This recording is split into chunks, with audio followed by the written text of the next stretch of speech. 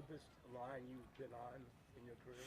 Yeah, I always said, one of the allures of coming back to Cleveland was being able to play with these guys and this defense and have Jim Schwartz be your D coordinator. But then also, when they went and brought Jockin, Coach Jockin, it was to have just such a talented D line coach and have a talented D line, it's only going to go up from here. You saw what he did with obviously Houston had some good players where he was at, but then he just helps elevate them, and that's all you want as a player is have a coach that can come elevate you.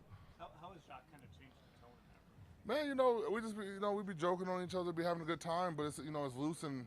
But then when we come out here, we know when it's time to work, and I think having that balance of being able to be loose and going to work is delicate, and you have to, and it really uplifts everybody, because we know we're gonna have a good time, and then we all enjoy each other. It's a great chemistry in the room, and it's only up from here.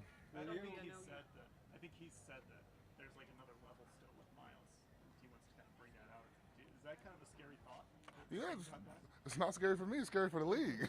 You know what I mean? And that's the thing. It's like Myles can be the best player in the world. And like ever. You know what I mean? So it's just a matter of tapping into that potential. But he's already shown and that's crazy. You're talking about the former DPOY. There's more levels to it, and so. Myles is a special player, and it's a blessing to play next to him. In this second year for you. Hold on, shit, you got a question? No, it's okay. Oh, Tony can go. Tony can go. You can come to me. Yeah, go ahead, Tony. Will your role be any different and techniques any different with the new coach at DL? Oh no, it's the same technique, same everything. It's just the whole point of this defense is to go 100 miles an hour every play, and so at D line you got to rotate bodies, and so everyone's going to play. Everyone's going to have a role in this team to be successful. I know, Shelby, you had to miss some practices sometimes. So what can you share about what was going on with you and how you're feeling? I mean, just being a vet and at this stage of your career, when you have to miss a short stretch like that, does it really impact you that much? I'm not going to say necessarily what it was. That's for Kevin, that's for Kevin to talk about. But, it definitely, just maintaining the body, being able to go out there and give your best, every day. And I pride myself that, that was the longest I've ever missed in my career. And so I pride myself on being available, and I pride myself on, being able to go out there every practice and doing what I have to do. So I just, it's nice because you have the guys out there where you don't have to feel like you have to rush back or do anything like that, but also we're all competitors. We're all competitors, and we want to get out there and play. So, I'm just happy to be back out here, to be healthy, and to, be able to play football. Because think about it, life's hard for a lot of people. We get to go out here and play football. So, I have a smile on my face every day to doing what I love. So, Shelby, you mentioned at the very beginning about the way the season ended. What went wrong in that? We could talk about what went wrong, but the whole thing is that we got to talk about what we're bringing back for the future. We can't dwell on the past. Things went wrong. But guys aren't here on offense, guys aren't here on defense that were here last year, so we can only dwell on it so much. But I can tell you this though, it's like we're doing everything in our power to make sure it doesn't happen again. Those snaps you got the other night against Minnesota, did you want those? Did you feel like you needed some reps given the time you've missed? Well, yeah, because the guys went out there the first week and got like 10 plays, and so I need to get mine. I need to to be able to get that game that game feel under my belt. It's just. I'm not one to be like I need to miss all preseason. I need to do all this. I need to get game reps before the season. I know too. A lot of the younger guys in that game made some plays, got after the quarterback. To go back to how deep this room is. What's it like for you as a vet to see them kind of step up and make those plays when they have their chance? Yeah, they just it's nice because it just shows that we're working and we're doing a good job and we're bringing it all together. And so when the young guys have opportunity and they take advantage of it, that's what you want to see because it shows that the work we're putting on the practice field is becoming whole during the game. And, it's great. And I always tell everybody, not everybody can be here. And that's the crappy part about, training camp and, the rookies, everybody, a lot of people don't realize it, but not everybody can be here. And so when you see younger guys and everybody doing good in games and stuff, that's putting film out there for 31 other teams and making sure that at least everybody, has a shot to make it. Because in our room, everybody in our room should be an NFL player, should be someone that could be on a roster.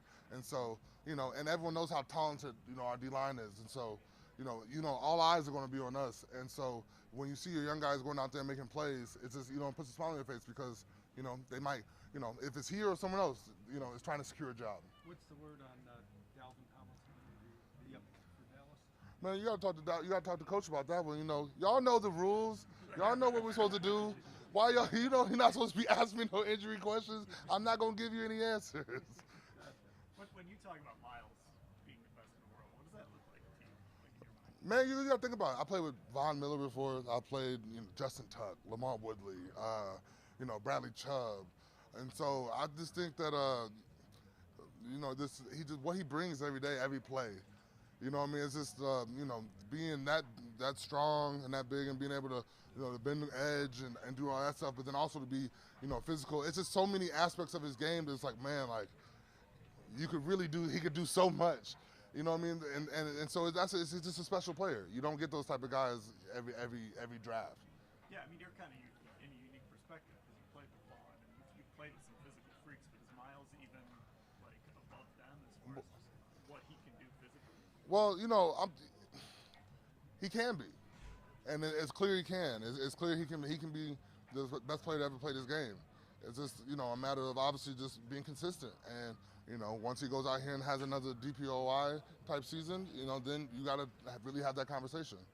When we talked to Jim Schwartz, he said you guys were like a fastball defense. Now you guys use changeups. He likes baseball analogies. Mm-hmm.